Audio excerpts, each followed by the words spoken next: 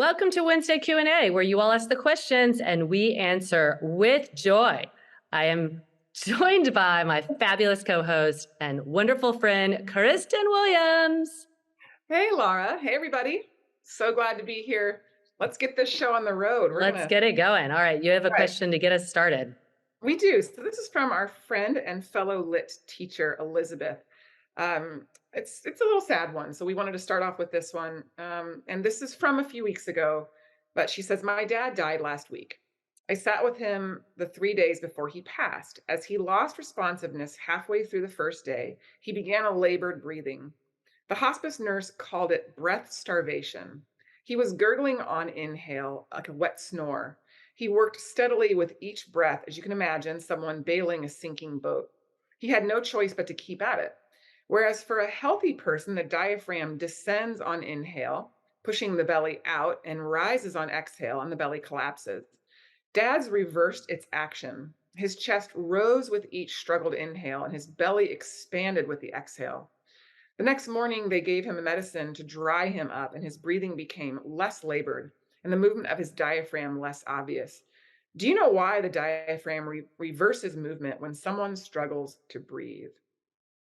And I mean, so I'll just start off by saying I'm really sorry, Elizabeth. That's hard to go through and especially hard to watch. And you know, I have never been in that position myself, but I have been in the position of being around someone who suffered a spinal cord injury in front of me and watching instant and dramatic change of how the diaphragm, at the time, I didn't understand that it was reacting differently. Um, but now looking back on it and knowing what I do know, which I'm not a respiratory therapist, I don't pretend to be an expert in this, but we do a lot about breathing, and it is a complicated. I'll start, Laura, and then you can take off. But it's certainly a complicated process that, and especially when you start to have labored breathing, your body is going to do whatever it can to breathe. And especially when there's a compromise of some sort. And so, for example, with the spinal cord injured, patient who is now, he actually broke his neck up at the cervical spine. This was back when I was in high school. Um, he no longer had the use of his chest muscles, and so his diaphragm was what was doing a lot of the breathing. So it was very, very dramatic movement of the diaphragm alone. And I think in the reverse, perhaps, and I don't know this for a fact, but what you were seeing with your father, I would guess would be more of the chest doing a lot of the breathing, um, just due to a labor of, let's just try to get air into these lungs to feed the brain, to to feed the body. That the purpose of breath and heart cardiopulmonary function is to keep our brain going. And so when one part of that, whether it's the heart or the lungs or the musculoskeletal system, i.e. the chest muscles and the diaphragm, are not working well, the body's going to recruit all of the players it can, and it might not look normal. Even though the same process may be occurring, it just may be uneven now, to where you aren't seeing that normal expansion and compression. Laura, what else do you have to say about that? Yeah, I mean, I unfortunately have been in that situation with my own dad, but also a very good friend. I was with her when she was dying, and um, it's heartbreaking to see, even though the both my dad and my friend Catherine were sedated, and one can only hope that not feeling any pain or discomfort, but there is a desperation to it, and that is really like what you said. I think all the functioning is chaotic. So, I mean, if you were imagining you were like, say, drowning and, just in addition to like using a lot to try and not, there would be there's going to be this chaotic breath because you're not in homeostasis form to begin with to allow that natural coil and recoil of the diaphragm. So, like you said, accessory muscles come in, and you're just not getting enough oxygen. That's when people know in those final stages of dying, because you see the skin color change because the oxygen is just not getting into the blood, and their skin changes with that, and that's like one of the things that hospice nurses know to look for are these different indicators, and certainly this chaotic breathing and like, again, just it's a desperate last your body is gonna fight till the end, even if there's very few, in the arsenal left, it will fight till the end to try and get you that needed oxygen. Because, like you said, we are just wired that our brain needs oxygen or we're gonna die, and so we have it in there that we're gonna try very hard.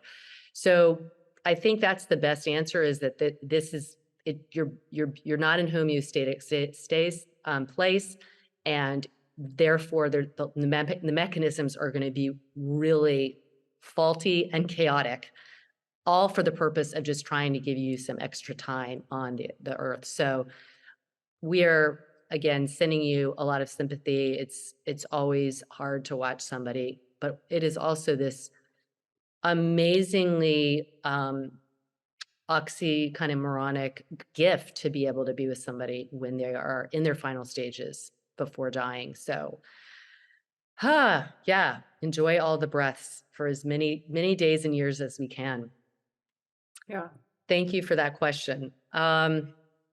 Moving on to the next one, which I'm just going to actually, I have a bunch in front of me, but I'm going to pick this one since it has to do with abdominals and breathing. Gilly Hoggs asked, when doing abdominals work, why breathe out as you lift up? And so this is a perfect kind of segue, because what we're doing when we do abdominals is we are purposely training the other muscles, the volitional muscles, we'll say. So the diaphragm is both a muscle that is voluntary and volitional, meaning it's going to breathe. We sleep, we don't think about it, but there's also a volitional property, which means we can strengthen the diaphragm. We can train it to actually function even more efficiently by training it. And along with that, we have intercostal muscles, we have oblique muscles, we have the transverse abdominal muscles. These muscles also help our efficiency in making our breath bigger and slower. But, ultimately, when people think about like resting heart rate is often used as an indicator of fitness. So if you have a low resting heart rate, that means that your heart is not you don't have to take as many breaths per minute because your heart is very efficient at pumping per beat, right? Instead, so if you were breathing like, again, like my dad, who was had emphysema for many years before he died. I mean, his resting heart rate was in the hundreds, and that's like sitting in a chair. All right, so that means he is just not efficient in his breathing, and his heart is having to work harder. And that's often the problem with when you have COPD. Your lungs might continue working for a while, but the burden on your heart is a lot.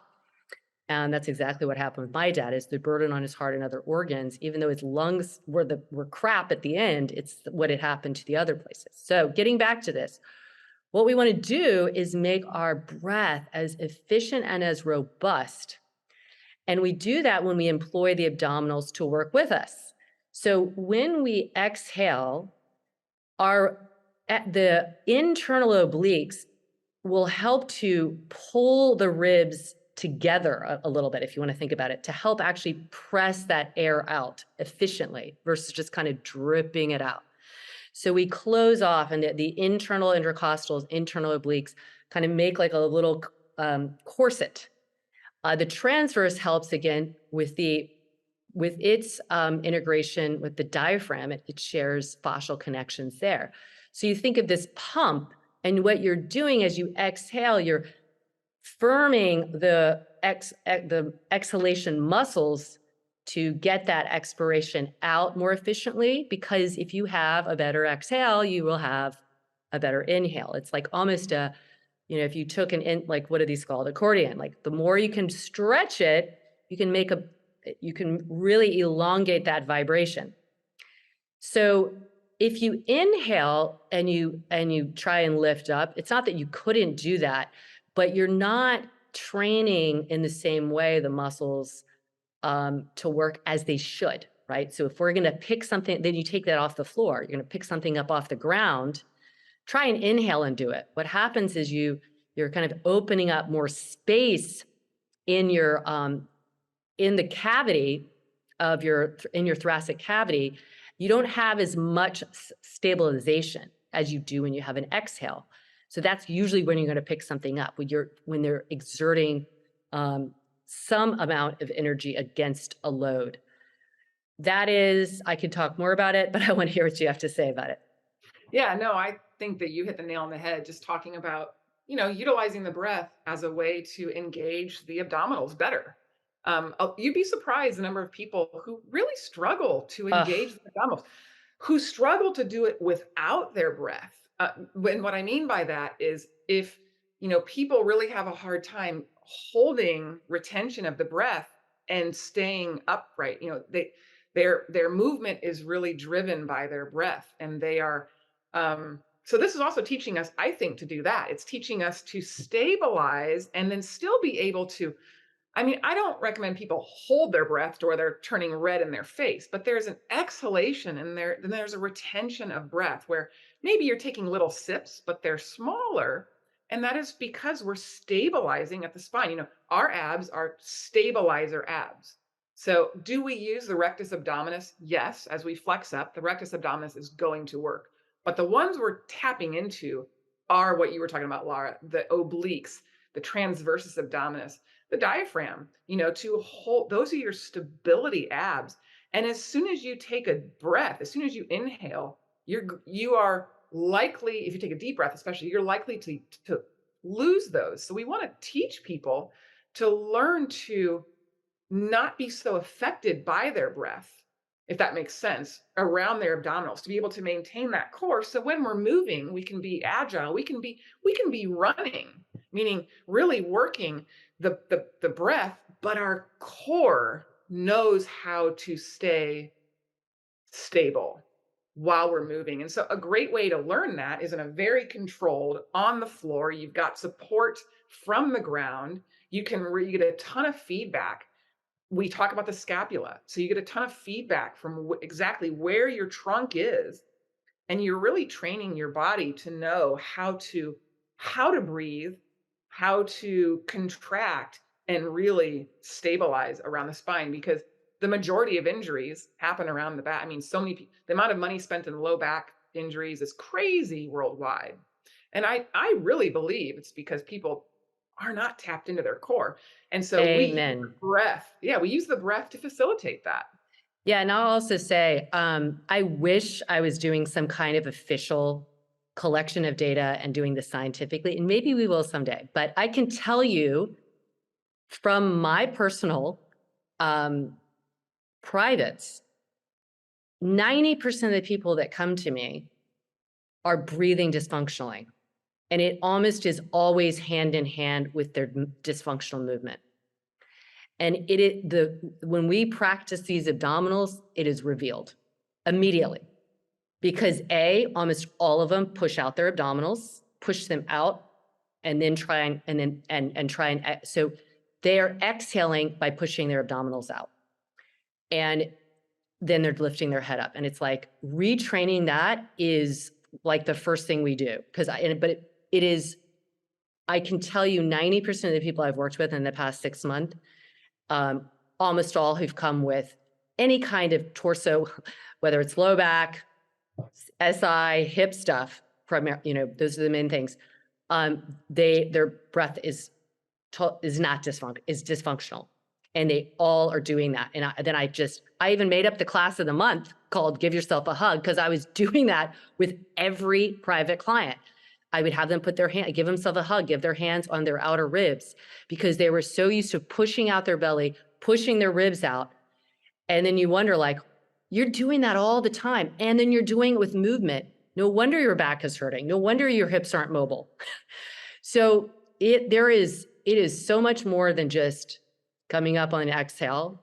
It is training to then put it into the mechanics of movement so that you're, like you said, like we're not getting injured because we know this is second nature to us.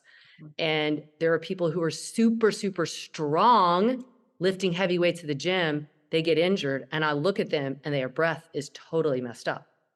So it's crucial. We could talk about that for hours. All right.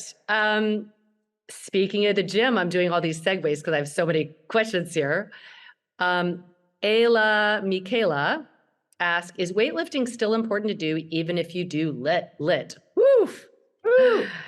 Great question. Well, first of Yeah, all, go ahead. I will go ahead.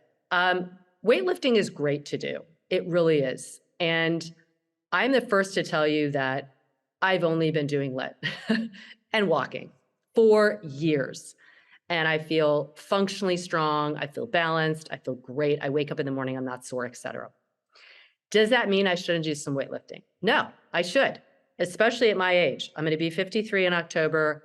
I need to add some heavier load because no matter what I do that's great for weight bearing and everything, um, I am working against the time clock of biology, which where I'm losing bone mass at a rapid rate, not only being older, but being postmenopausal.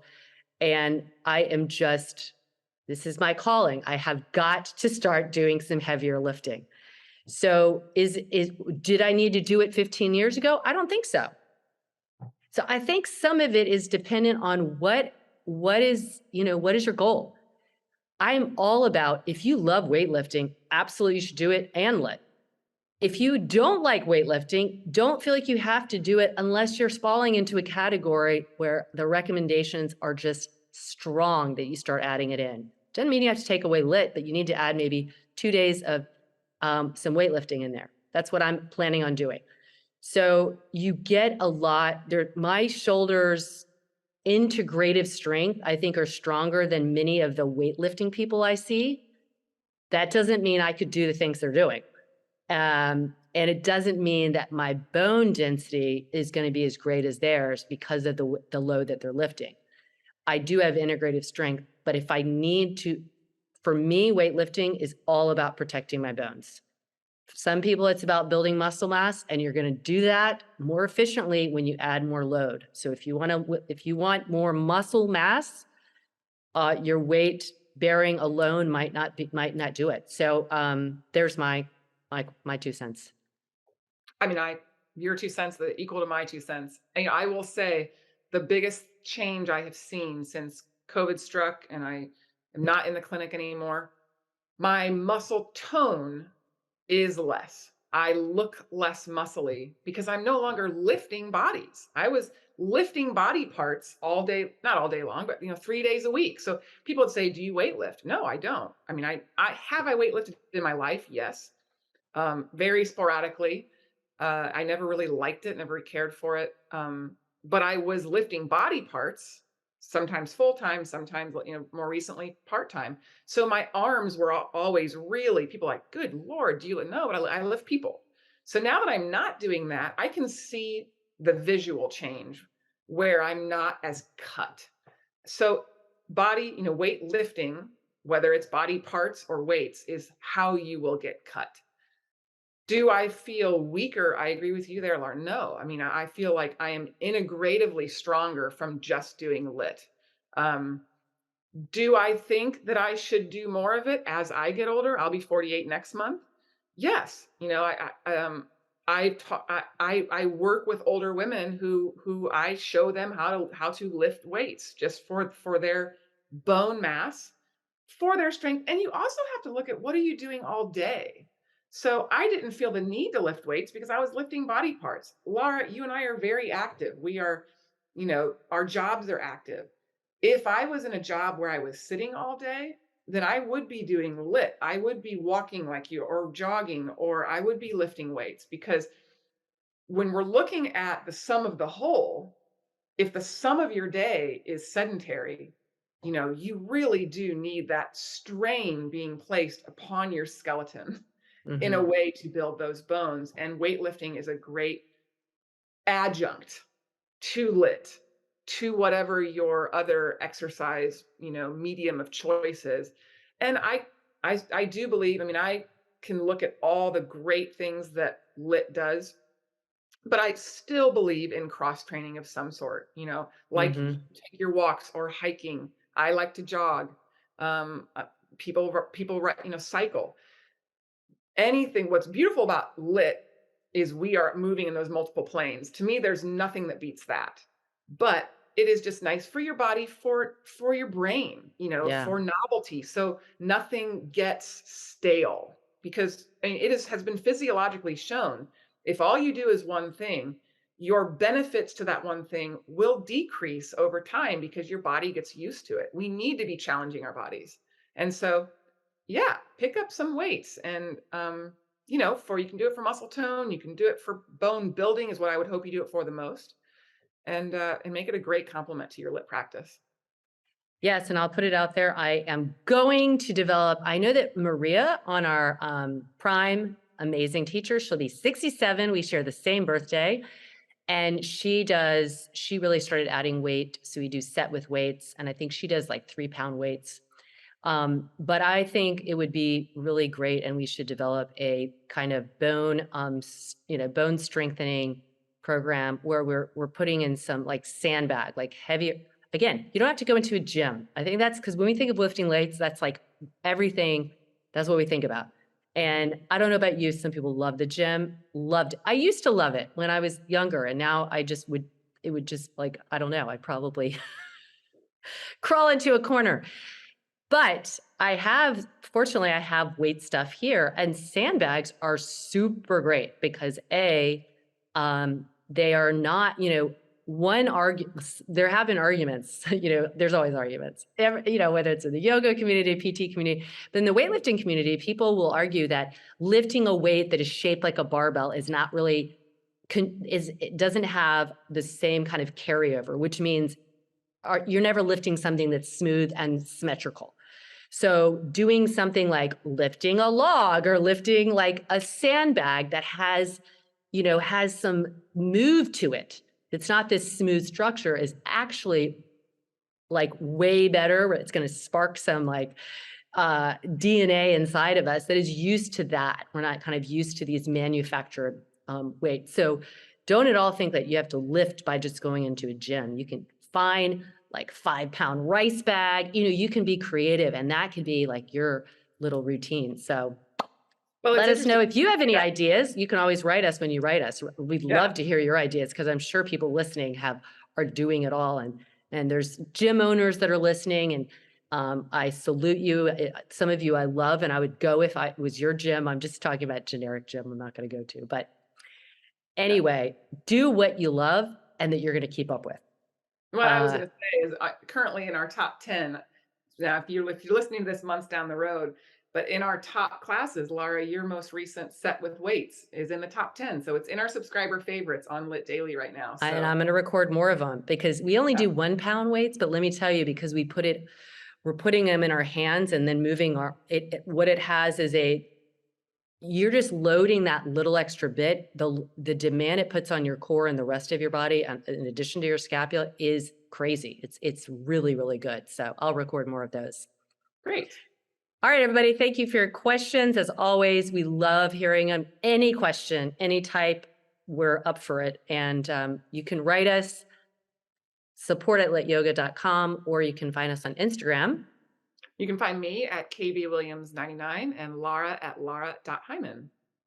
And just so you know, we just love this podcast so much. We appreciate you. We're going to keep doing it no matter what, but it would mean a lot to us if you just took the time right now and gave us a rating. You don't even have to write anything, but if you want to write a little thing, that's awesome. We look back and we love seeing what you have to write, but please also share it with a friend. So, rating it, especially on Apple Podcast, and sharing it is huge in the podcast world, and we really would appreciate that a lot. So thank you, and as always, we are Pulling pulling for for you. you.